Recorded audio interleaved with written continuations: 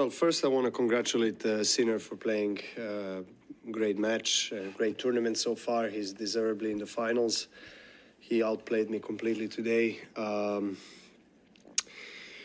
Look, I was in a way shocked with my level, you know, in a bad way. I mean, it was not much I was doing right in the first two sets, and yeah, I guess this is one of the worst Grand Slam matches I've ever played, at least that I remember. So yeah, you know, not a very pleasant feeling playing this way, but at the same time, you know, credit to him for doing everything better than me, you know, in every aspect of the game. I tried, I fought, I managed to kind of raise the level a little bit in the third, saved match point, played a good tie break.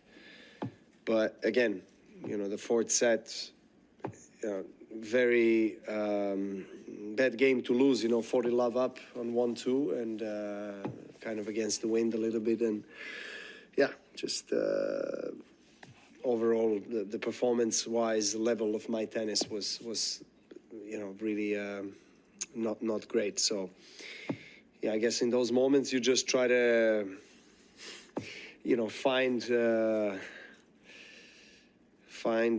serenity, but at the same time, you know, try to uplift your, you know, yourself and your game. That's what I tried. But you know, and the crowd was great. I think they were really fair towards both players.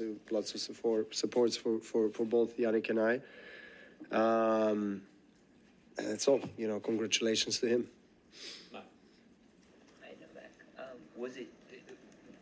Did it take you completely by surprise that your level was off? Was there anything in the warm-up, anything in the days leading up to it, or is it just one of those things where some days you come out? Well, to be honest, the whole tournament, you know, I haven't played really close to my best. I mean, some matches, maybe against Marino, was great, but you know, most of the matches I was, yeah, not playing up to par, so to say, the way I play here in Australia normally. So in a way, it did surprise me because I thought, you know, it won't be that bad in the first two sets. But on the other hand, I didn't feel really myself on the court during this tournament. So yeah, one can say semifinals is a great result, of course, but I always expect, you know, the highest of myself, and it wasn't meant to be today. It's the first completed match of your Grand Slam career where you haven't had a break point to try and convert. How were you aware of that on the court? How unique an experience was that for you as someone who has been one of the best returners the game's seen? I mean, yeah, that stat says a lot. I mean, the way, first of all, he was serving very, very accurately, precise, and he was backing his serve very well. Yeah, myself,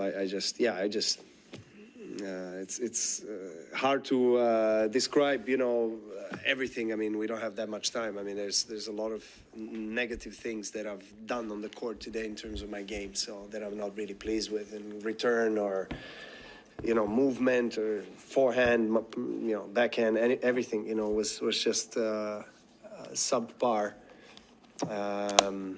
So yeah, yeah, he was very dominant, dominant on his service games, and obviously, if you serve well and if you don't face a break point, you know, it plays with the mind of your opponent, meaning you can put more pressure on his service games, my service games in this case, and you kind of swing freely. And yeah, I mean, congrats. I mean, to him, he just played a flawless match. You know what? I would like to put you in some months. The next Grand Slam is Roland Garros. Who do you think is the favorite in Paris? It's really far away. Let's see how, you know, how the players play in the next several months, particularly on in the clay season. You know, it's completely different surface conditions. Some players, you know, are probably more favorites than others on clay, you know, just because it's kind of a surface that suits certain type of tennis players. But of course, you know, if Nadal is playing, he's always a favorite there, you know, number one, no doubt, regardless of the fact that he hasn't played much, but he's, you know, he's who he is in Roland Garros. And then, you know, of course, Alcaraz, Sinner, you know, anybody that is on the top, you know, I think rankings-wise, you can take the first 5-10 players in the world and everyone is a favorite to win. It still takes several months, so let's see how everything evolves. Novak, it's been so long since you've lost here, more than 30 matches in a row you'd won. I'm just wondering if losing makes you at all appreciate more just how incredible this streak you had in this city has been. Well, I'm kind of hot-headed right now, you know, after the match. It's very difficult to reflect on things in a more profound way. So maybe tomorrow, maybe in a few days' time, but I definitely have a lot to be very proud of and about in terms of what I have achieved here. And streak was going to end, you know, one day. It was going to happen, and you know, at least I gave everything I possibly can under circumstances where I didn't play well, and I lost to you know, a player that has a very good chance to win his first slam. So that's all it is. But yeah, this has been a very special city, best by far Grand Slam of my career, and yeah, I just hope that I'll get a chance to come back, yeah, to play at least another time and go through the emotions once more. More English, Mark. Novak, that's the third time Jannik's beaten you since November, and you were unbeaten against him before that. Can you tell us what you've noticed has changed in Jannik's game to take him to the next level? He was always smacking the ball really hard from both forehand and backhand corner. Just he's famous kind of for that, you know, just slaps the ball, you know, plays very quick, you know, loves to be aggressive. I think his serve improved a lot. He's hitting his corners very well, and I think he upped his speed as well. He's serving bigger now and more precise.